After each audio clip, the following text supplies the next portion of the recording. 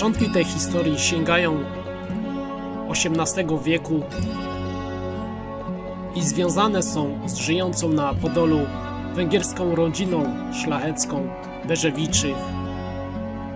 Jeśli oglądaliście moje poprzednie odcinki o zamkach średniowiecza, no ta rodzina szlachecka pojawia się właśnie w omawianych zamkach Spiszu, Orawy.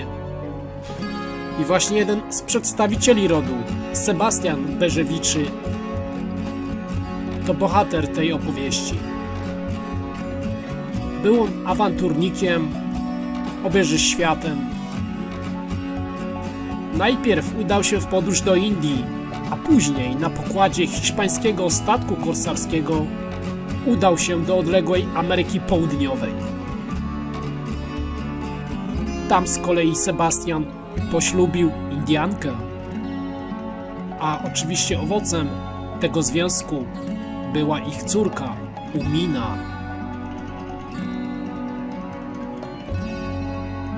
No i właśnie ich córka wyszła za mąż za jednego z indiańskich przywódców, który stał na czele powstania przeciwko Hiszpanom. Rebelia zakończyła się źle i Sebastian, nie mając wyjścia, wraz z córką i zięciem uciekli kolejno do Włoch. Ale oczywiście nie uciekali stamtąd z pustymi rękami.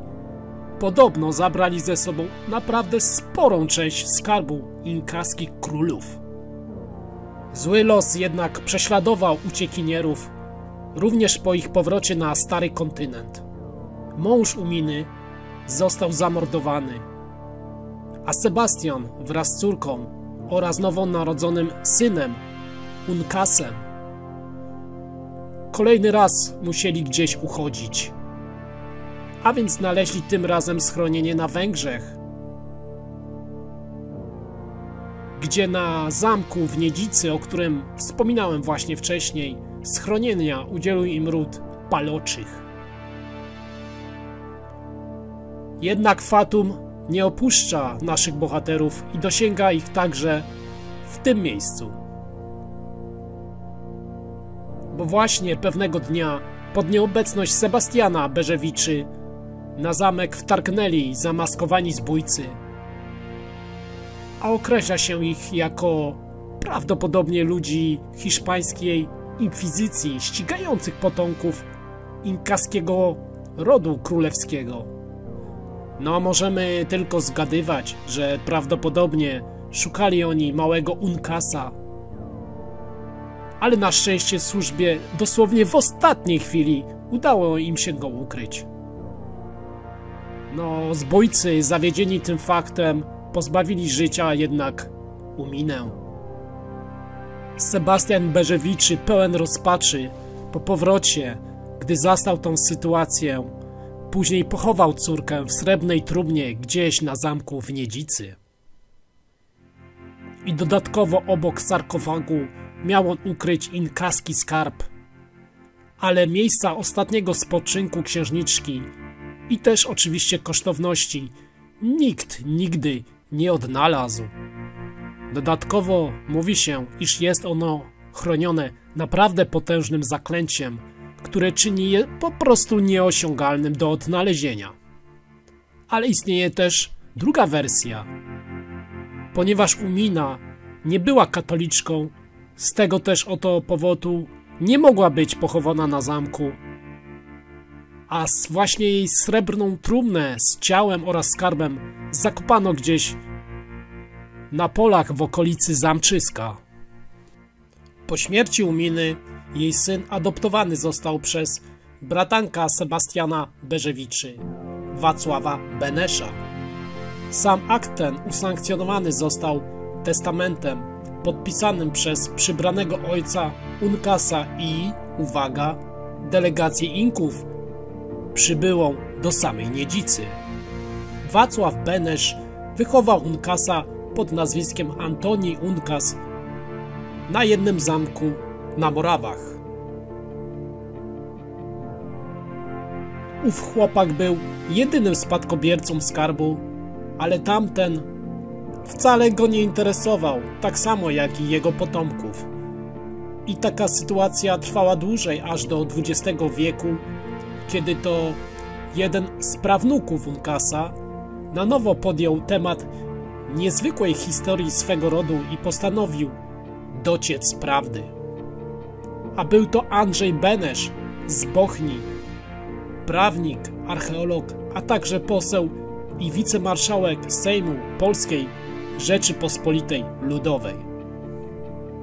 I to właśnie dzięki niemu w 1946 roku w archiwów Kościoła Świętego Krzyża w samym Krakowie odnaleziono łacińską wersję wspomnianego testamentu, no więc historia nabiera kolorytu.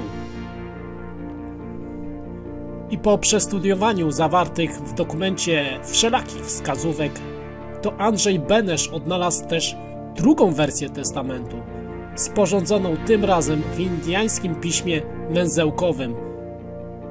A więc historia robi się nam coraz bardziej ciekawa. Była ona ukryta w schodach bramy prowadzącej na górny zamek w Niedzicy. I podobno potomek Uncasa przekazał następnie znalezisko tajemniczej delegacji z Ameryki Południowej, która w istocie przybyła do Krakowa, aby odczytać wspominany testament.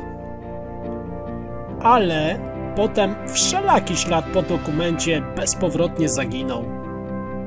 I co jeszcze nadaje pewnego mroku opowiadanej tu historii, Andrzej Benesz poniósł później śmierć w wypadku samochodowym. A na sam koniec chciałem jeszcze wrócić do inkaskiej księżniczki. Podobno po tragicznej śmierci Uminy zaczęto widywać jej zjawę, błąkającą się po murach i korytarzach zamku w Niedzicy.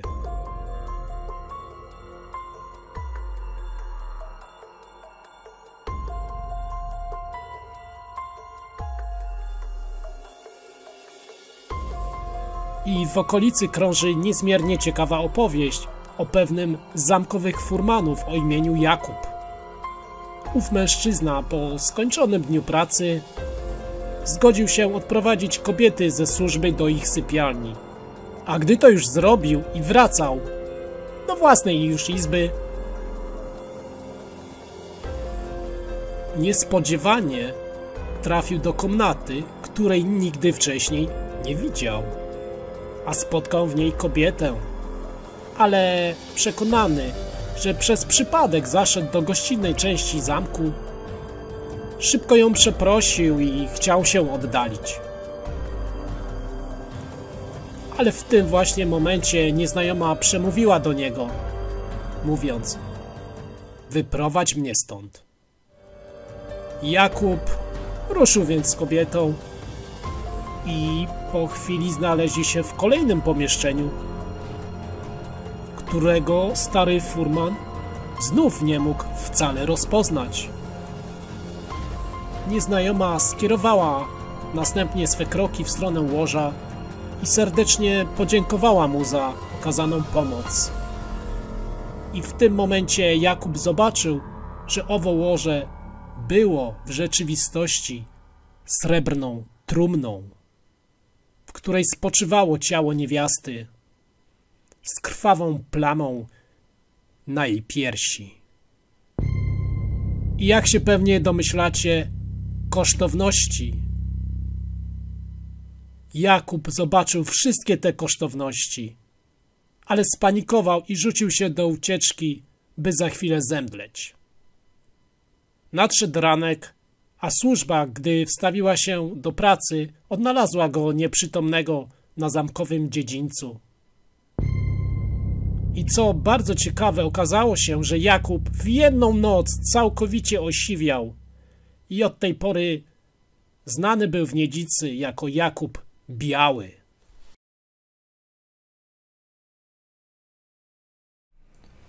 Odcinek właśnie się skończył, a ja chciałbym Was dodatkowo poinformować, że być może byłby to nowy temat na kanale Legendy Polskie, który opowiadałby tylko o legendach.